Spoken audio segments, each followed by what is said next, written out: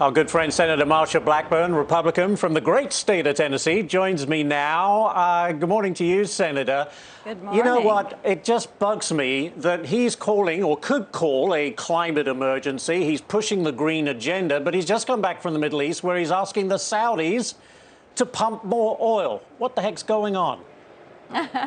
Well, what you have is they're contradicting themselves every time they open their mouths. You can't produce or drill or explore for oil and gas here. You can't drill in Alaska or offshore or do fracking. You can't add refinery capacity.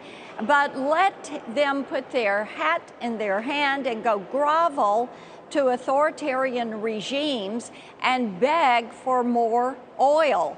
They know they're upside down. What he ought to be doing is declaring an economic emergency and an emergency over inflation. And he ought to be saying, look, let's have an Operation Warp Speed on energy, because the cost of a gallon of gas doubling, Ashley, that is the reason that we are seeing this inflation rate so high. And believe you me, when I'm out across some of these wonderful Tennessee counties that you know so well, you hear people talk about inflation is 15 or 20% for the goods and services they buy. It is not 9%.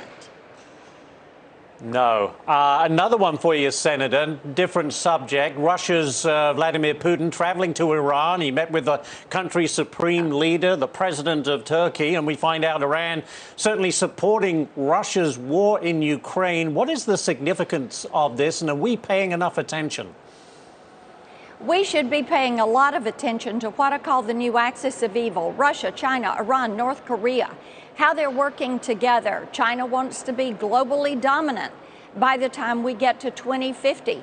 And so you have Xi Jinping and the CCP oligarchs, as they are, who are out here, and they're trying to work with Russia, and they're trying to expand the sphere of influence for the axis of evil.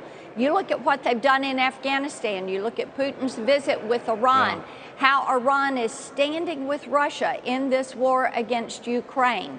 You look at how Russia is going to Iran now, trying to get drones and technology so that they can up their ground game, because their army basically was hollowed out when it comes to equipment and weaponry to fight.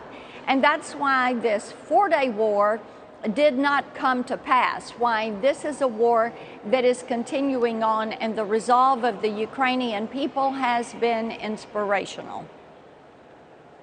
All right, we'll have to leave it there, but great to speak to you, Senator Marsha Blackburn from Tennessee, Republican. Thank you so much, Senator. Good to see you.